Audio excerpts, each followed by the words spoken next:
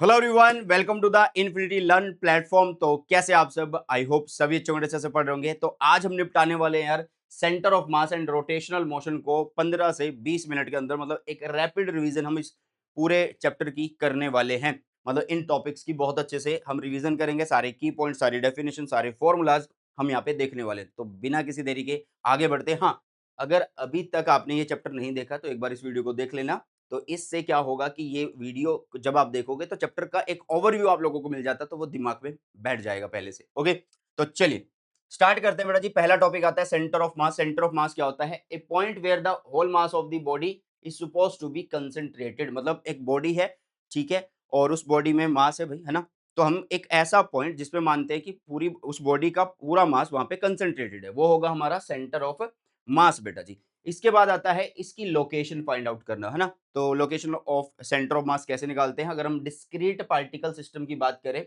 जैसे कि हमारे पास पार्टिकल है m1 m2 m3, और ये यहाँ पे इनके कोऑर्डिनेट्स दे रखे हैं x1 y1 z1 x2 y2 z2 x3 y3 z3 ऐसे। तो आप कैसे इनको लिखोगे? आप इसको x axis, y axis and z axis सब में लिख सकते हैं सेंटर ऑफ मास की लोकेशन को। तो x में कैसे लिखेंगे? m1 x1 plus m2 x2 plus m3 x3, और नीचे मास इसका एडिशन कर देंगे। सेम y में करेंगे, बट वहां पे x की जगह y आ जाएगा बेटा जी। y1 y2 y3 आ गया है। z में भी सेम करेंगे, तो वहां पे y की जगह z एक्सिस है तो z1 z1 z2 z3 आ जाएंगे, और सबका समेशन कर देंगे। इन सबको शॉर्ट फॉर्म में लिखा हुआ है, ठीक है। एम आई एक्स आई इनका समेशन कर दिया भाई, है ना, मल्टीप्लीकेशन का, और नीचे टोटल मास है बेटा। ये हो गया लोकेशन ऑफ सेंटर ऑफ मास निकालना। फिर आता है location of centre of mass for discrete particle in vector form. Simple है, जो आपने यहाँ पे लिखा है बस उसमें क्या होगा, जैसे कि हमने यहाँ पे m1 x1 m2 x2 m3 x3 लिखा था, तो इन पे वेक्टर का सिंबल आ जाता है। जैसे कि यहाँ पे m1 है, ये m2 है, ये m3 है, तो इसका पोजीशन वेक्टर r1, इसका पोजीशन वेक्टर r2, इसका पोजीशन वेक्टर r3। तो यहाँ पे ये वेक्टर्स आ जाते हैं हमारे पास, ठीक है। समझ में आ गई है बातें? चलिए, जो सेंटर ऑफ मास होता है बेटा जी, वो कहाँ पे लाई करता है? जो सेंटर ऑफ मास है वो लाई करेगा on the line joining the two particle, ठीक है। दो पार्टिकल को जो लाइन जोड़ रही है उसके ऊपर लाई करने वाला। और कहाँ पे होगा? हैवियर मास की तरफ होगा बेटा जी, ये याद रखना है। कहाँ पे होगा? ये हैवियर मास की तरफ होने वाला है बेटा जी, ठीक है। किसकी तरफ होगा? ये हैवियर मास की तरफ होने वाला है। अगर हम बात करें किसकी? सिमेट्रिक बॉडी की, ठीक है, सिमेट्रिक बॉडी की, यूनिफॉर्म सिमेट्रिक बॉडी की, तो उनमें सेंटर ऑफ मास कहाँ पे लाई करता है? उनके जियोमेट्रिकल सेंटर पर लाई करता है। जैसे यूनिफॉर्म रोड है तो इसके मिड में सेंटर ऑफ मास हो गया। जैसे ये रिंग है तो इसके सेंटर में हो गया, और ये यूनिफॉर्म डिस्क है तो इसके सेंटर में हो गया भाई क्या? सेंटर ऑफ मास। अगर हम बात करें कॉन्टिन्यूस मास सिस्टम की, अभी तक हमने डिस्क्रीट की बात कर लिया। अगर कॉन्टिन्यूस की बात करें तो उस केस में कैसे लिखा जाता है? अगर मुझे एक्स एक्सिस में लिखना है तो लिखेंगे इंटीग्रेशन एक्स डीएम अपॉन में डीएम का इंटीग्रेशन, छोटे छोटे मासेस को जोड़ देंगे तो टोटल मास बन जाएगा, ठीक है। ये एक्स क्या है बेटा जी? ये एक्स है x coordinate of centre of mass of DM बेटा जी, ये याद रखना, ये ज्यादा इंपॉर्टेंट है, ठीक है। सेम हम वाई में लिखेंगे तो इंटीग्रेशन वाई डीएम अपॉन में इंटीग्रेशन ऑफ डीएम, सब मासेस को जोड़ देंगे। फिर से वाई क्या है? Y is the coordinate of centre of mass of DM बेटा जी, ठीक है।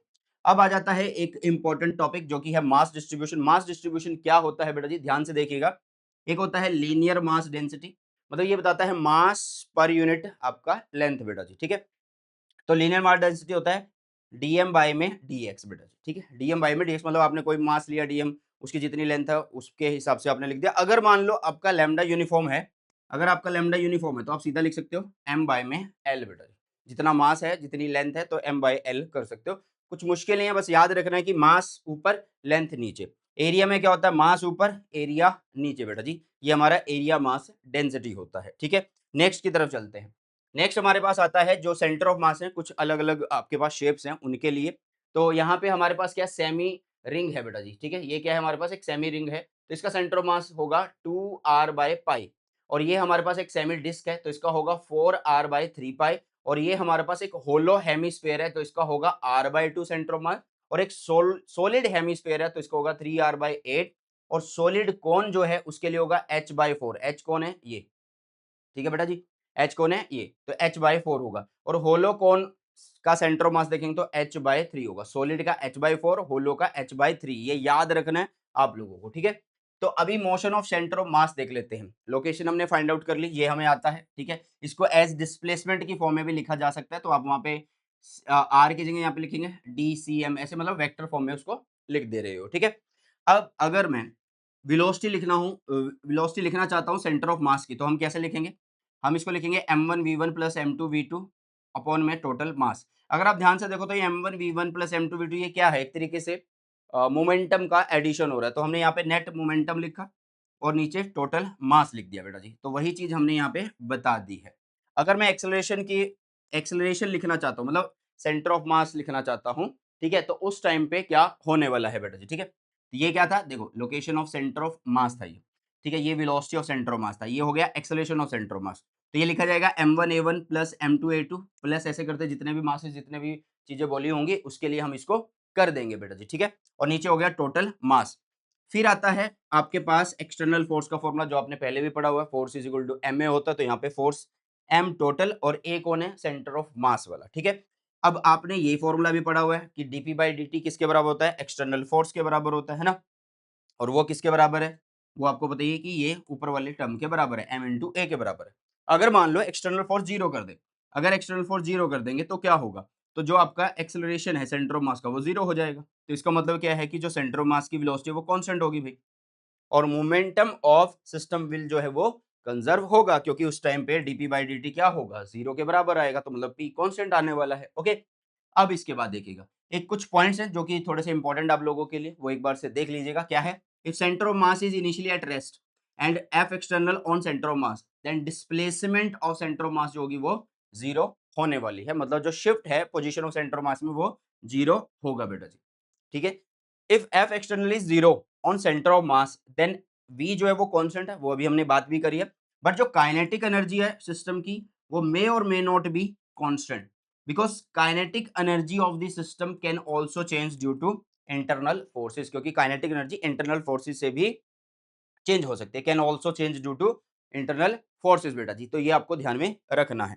नेक्स्ट अगर हम देखें यहाँ पे, अब आ जाते हैं रोटेशन पे। रोटेशन में सबसे पहले देखेंगे यार रिजिड बॉडी कौन सी होती है। रिजिड बॉडी वो बॉडी होती है यार कि जिसकी मतलब आप क्या बोल सकते हो कि जैसे कि रिजिड बॉडी आपने ली, उस पर कोई भी दो पॉइंट मेंशन कर दो, तो उन दो पॉइंट के बीच में जो डिस्टेंस होगा वो टाइम के साथ बदलेगा नहीं, ठीक है। जैसे कि ये बॉडी हमने बना रखी है, तो ए और बी दो पॉइंट हो गए, तो इनके बीच का डिस्टेंस बदल नहीं रहा, ठीक है। Rigid body is an object where the gap between any two points on the body do not change with respect to time बेटा जी। ओके, तो यहाँ पे हमने वो चीजें बता दी हैं।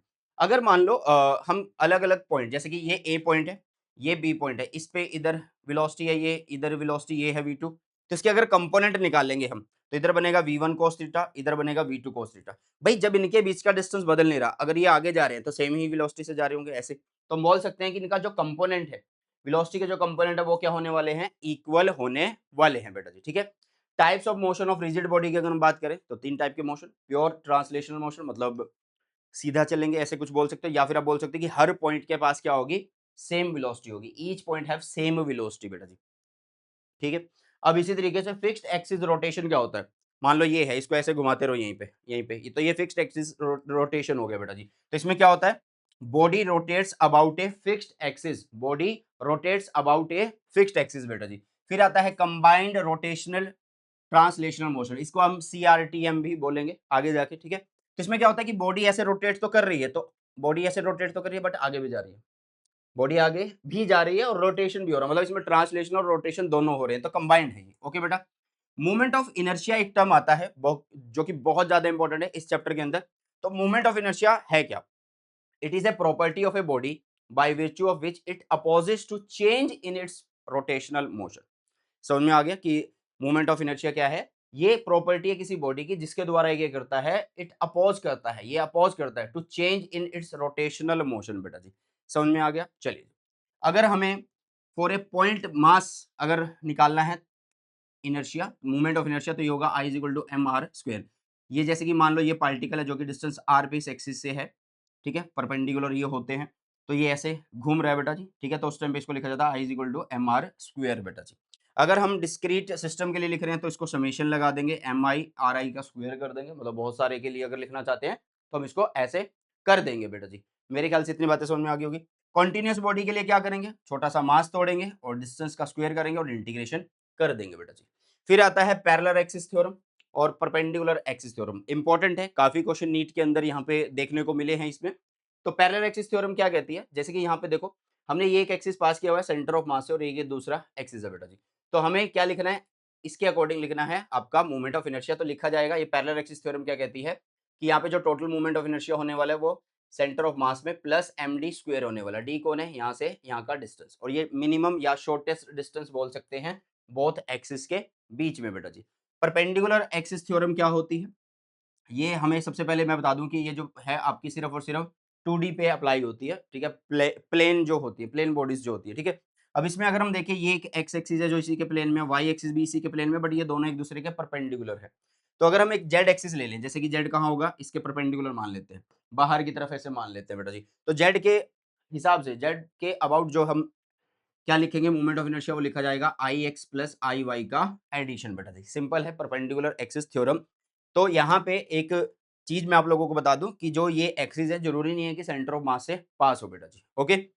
फिर आता है रेडियस ऑफ गायरेशन बेटा जी। रेडियस ऑफ गायरेशन क्या होता है, it is the perpendicular distance from a given axis at which entire mass of body या object suppose to be concentrated without changing movement of inertia बेटा जी। इसको हम लिखते हैं I is equal to M K square. जो K है वो हमारा रेडियस ऑफ गायरेशन होने वाला है। तुम्हें डेफिनेशन से ज्यादा फॉर्मूलों के ऊपर फोकस रखना है, क्योंकि वही सबसे ज्यादा आप लोगों को हेल्प करेंगे। हाँ, की पॉइंट्स या कुछ कॉन्सेप्ट चीजें होती हैं वो आपको दिमाग में जरूर से रख लेनी है, ठीक है। चलिए नेक्स्ट आ जाता है हमारे पास टॉर्क। टॉर्क क्या होता है बेटा जी, टॉर्क की अगर हम बात करें तो ये मूवमेंट ऑफ फोर्स होता है, ठीक है। मूवमेंट ऑफ फोर्स होता है, इसका फॉर्मूला क्या होगा, tau is equal to R F, या फिर बोलोगे tau vector is equal to R cross F, ठीक है। इसको ओपन करेंगे तो आर एफ साइन थीटा बन जाएगा। इसकी ऐसा यूनिट अगर हम देखेंगे तो फोर्स और डिस्टेंस है तो न्यूटन मीटर होगी, और ये एक वेक्टर क्वांटिटी है। डायरेक्शन कैसे लिखते हैं, अगर दो वेक्टर्स अगर आ रहे हैं उनकी डायरेक्शन कैसे लेते हैं वो मैंने ऑलरेडी आप लोगों को बता रखी है बेटा जी। फिर बात करते हैं इक्विलिब्रियम की, ठीक है।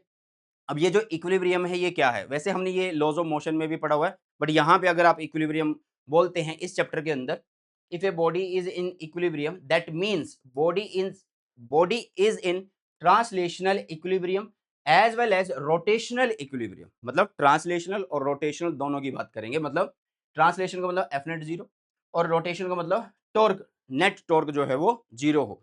तो हमें इसे इस चैप्टर के अंदर बॉडी को फिर क्या बोल सकते हैं, इक्विलिब्रियम में है बेटा जी को, ठीक है। फिर आते हैं कुछ फिक्स्ड एक्सिस जो रोटेशन होती हैं उनके रिलेटेड कुछ कॉन्सेप्ट आते हैं बेटा जी। जैसे फिक्स्ड एक्सिस रोटेशन है आप लोगों के पास, तो इसमें काइनेटिक एनर्जी अगर हम देखें प्योर रोटेशन में वो कैसे होती है, वो होती है बेटा जी हाफ आई ओमेगा स्क्वायर बेटा जी। क्या होती है, हाफ आई ओमेगा स्क्वायर। जैसे आपके पास हाफ एम वी स्क्वायर होता था, तो यहाँ पे क्या है, जो एम है वो रिप्लेस हो गया किससे, मूवमेंट ऑफ इनर्शिया से, ठीक है, क्योंकि उसके ही एनालोगस है वो। तो हाफ आई ओमेगा स्क्वायर हो गया, ठीक है बेटा जी। तो आई क्या है, I is the moment of inertia about the fix axis बेटा जी, अबाउट दी फिक्स एक्सिस बेटा जी, ठीक है। फिर आता है एंगुलर मोमेंटम। एंगुलर मोमेंटम क्या है भाई, पहले हमने लीनियर मोमेंटम पढ़ा है लास्ट के जो भी चैप्टर्स थे उनमें। तो एंगुलर मोमेंटम क्या होता है, total amount of rotational motion content in A system, उसे बोलते हैं एंगुलर मोमेंटम। इसके अलावा ये क्या है, it is movement of momentum, it is movement of momentum, बिल्कुल सही है। एंगुलर मोमेंटम का एक फॉर्मूला होता है बेटा जी, जो कि आप लोगों ने याद रख लेना है, L vector is equal to R cross P. P को ओपन करते तो एम वी भी लिख सकते हैं बेटा, ठीक है। इसके अलावा आपका जो एंगुलर मोमेंटम है और जो मूवमेंट ऑफ इनर्शिया, उनमें एक रिलेशन होता है, वो आप लोगों ने याद रख लेना है कि L is equal to I omega होता है। एल इज इक्वल टू क्या होता है, आई ओमेगा होता है। बिल्कुल सिंपल है, जैसे कि P is equal to M V होता था, तो यहाँ पे एम को आई से रिप्रेजेंट करेंगे और वी को किससे रिप्रेजेंट करेंगे, ओमेगा से बेटा जी। मतलब मैं रिलेशन बता रहा हूँ एक आप लोगों को। एंगुलर मोमेंटम कंजर्वेशन की बात करते हैं। अब आपको पता है कि जो टॉर्क है वो क्या है, डीएल बाई डी टी है। अगर आपका टॉर्क एक्सटर्नल टॉर्क जीरो है तो DL by D T zero, zero के बराबर आ गया, तो इसका मतलब ये एल कांस्टेंट हो गया। तो इसका मतलब initial momentum is equal to final momentum भाई सिस्टम का, ठीक है। बट सिस्टम पहचान लेना कौन सा सिस्टम है। यहाँ पे कुछ क्वांटिटीज लिखी हुई है बेटा जी, जैसे एंगुलर वेलोसिटी जिसको ओमेगा से लिखते हैं, एंगुलर मोमेंटम जिसको एल से लिखते हैं, टॉर्क जिसको टाउ से लिखते हैं, और मोमेंट ऑफ इनर्शिया जिसको आई से लिखते हैं। सारे के फॉर्मूला हमने ये पढ़ लिए हैं, आप भी एक बार नजर मार लेना, यहाँ पे ज्यादा सही रहेगा। काइनेटिक एनर्जी इन सीआरटीएम की बात कर लेते हैं, कंबाइंड रोटेशन ट्रांसलेशनल मोशन के अंदर। तो जो आपकी काइनेटिक एनर्जी होती है वो ट्रांसलेशनल और रोटेशन वाली दोनों आ जाती है। मतलब ये वाली भी ऐड हो जाएगी, और पहले जो हमारी लीनियर वाली होती है जो सीधे मोशन में होती है तो उसके वो वाली भी ऐड हो जाएगी। तो ये बनेगी हाफ एम वी सी का स्क्वायर प्लस में हाफ आई सी ओमेगा का स्क्वायर बेटा जी। जो वी सी है वो कौन है, स्पीड ऑफ सेंटर ऑफ मास है, ठीक है। और आई सी कौन है, motion of sorry movement of inertia of body about centre of मास है बेटा जी। तो मेरे ख्याल से इतनी चीज़ें आप लोगों को समझ में आ गई हैं, अच्छे से रिवाइज़ हो गई होंगी। ये एक बार से देख लेना और नोट्स आप लोगों को मिल जाएँगे, ठीक है? चलो जी, तो ये कुछ आपके पास बेटा जी क्या है, शेप्ड हैं, ठीक है? कुछ रेगुलर शेप हैं, जिनके लिए मतलब पेपर में नीट में अगर हम देखें तो क्वेश्चन बनता है। अगर हम कोई रिंग देख रहे हैं और उसमें जो एक्सिस है उसके परपेंडिकुलर सेंटर से, तो आपका आई जो होगा, मोमेंट ऑफ इनर्शिया जो होगा वो mr स्क्वायर होगा, ठीक है बेटा जी? r कौन है, इसका रेडियस होगा, ठीक है? अगर थिन सर्कुलर रिंग है जिसका रेडियस r है और एक्सिस उसके डायमीटर से ऐसे जा रहा है, तो भई mr स्क्वायर बाय 2 होगा। ठीक है? कोई रोड ले लो आप, थिन रोड ले लो भाई जिसकी लेंथ L है और perpendicular to the rod mid point से, मतलब जो एक्सिस है बिल्कुल उसके मिड पॉइंट से है, तो आप लिख सकते हैं moment of inertia ml square by में 12। अगर आपके पास कोई भी डिस्क है और एक्सिस उसके परपेंडिकुलर और उसके सेंटर से जा रहा है, तो mr स्क्वायर बाय में 2 लिख सकते हैं बेटा जी, ठीक है? चलिए, फिर आ जाता है सर्कुलर डिस्क, बट इसमें डायमीटर के साथ हो एक्सिस, ठीक है? तो उस टाइम पे mr स्क्वायर बाय 4 लिखेंगे। होलो सिलेंडर अगर आ जाए और एक्सिस ऑफ सिलेंडर अगर हम ये ले लें और यहाँ पे मोमेंट ऑफ इनर्शिया देखें तो ये होगा mr स्क्वायर। सॉलिड सिलेंडर ले लें तो mr स्क्वायर बाय 2 होगा सॉलिड के केस में, होलो के केस में mr स्क्वायर है और सॉलिड के केस में mr स्क्वायर बाय 2 होने वाला है बेटा जी, ठीक है? इतनी बात मेरे ख्याल से सभी को समझ में आ गई होगी, ठीक है? अब इसके बाद आ जाता है हमारे पास सॉलिड स्फीयर और उसमें अगर डायमीटर के हिसाब से एक्सिस पास हो रहा है तो हम लिखेंगे 2/5 mr स्क्वायर बेटा जी, ठीक है? तो मेरे ख्याल से सभी को ये चीज़ें समझ में आ गई हैं, ठीक है? तो यहाँ पे कुछ हमने जो लीनियर मोशन है और रोटेशनल मोशन है उनके बीच का कुछ एक रिलेशन लिख रखा है, वो एक बार से देख लीजिएगा। डिस्प्लेसमेंट x होता है, यहाँ पे डिस्प्लेसमेंट क्या होता है, एंगुलर डिस्प्लेसमेंट थीटा। वेलोसिटी यहाँ पे v होता है जो कि dx/dt होगी, यहाँ पे एंगुलर वेलोसिटी ओमेगा जो कि d थीटा बाय में dt होगा। एक्सेलरेशन यहाँ पे a dv/dt होता है, यहाँ पे d ओमेगा बाय में dt होगा, ठीक है? मास यहाँ पे m होता है, तो यहाँ पे उसके एनालोगस कौन है, मोमेंट ऑफ इनर्शिया। यहाँ पे फोर्स है F इक्वल टू m है, यहाँ पे टॉर्क का बेटा जी I अल्फा। वर्क डन यहाँ पे होता है F ds से और यहाँ पे वर्क डन होता है टाउ डी थीटा से। काइनेटिक एनर्जी होती है हाफ एम वी स्क्वायर, यहाँ पे काइनेटिक एनर्जी होती है हाफ आई ओमेगा स्क्वायर, ठीक है? पावर यहाँ पे एफ वी होती है और यहाँ पे पावर क्या होती है, फोर्स की जगह टाउ लिखेंगे और वी की जगह ओमेगा लिख देंगे बेटा जी, ठीक है? लीनियर मोमेंटम जो होता है वो एम वी होता है और एंगुलर मोमेंटम जो होता है वो एल आई ओमेगा होता है और वी इज इक्वल टू आप ओमेगा का जो रिलेशन है वो भी याद रख लीजिएगा कि v is equal to omega R होता है। तो ये सारे रिलेशन आप लोगों को याद रखने हैं। तो ये थी बेटा जी एक rapid revision centre of mass and rotational motion की। मेरे ख्याल से सभी को मजा आया होगा। अगर आपने इस चैप्टर को नहीं पढ़ा है तो तब भी आप इस चैप्टर को देख सकते हैं क्योंकि एकदम से आपको ये चीजें हिट करेंगी और दिमाग में आएंगी कि हाँ यार इस चैप्टर में ये चीजें हैं। अगर आपने ये चैप्टर पहले पढ़ लिया है तो भी आप इस चैप्टर को अगर करते हो तो सारी चीजें आपको विद इन 15 टू 20 मिनट जो हैं वो रिकॉल हो जाएंगे बेटा। सो आई होप कि ये वीडियो आपको अच्छी लगी। अगर अच्छी लगी तो अपने सभी फ्रेंड्स के साथ शेयर जरूर से करिएगा। सो बॉय टेक केयर, जय हिंद, वंदे मातरम।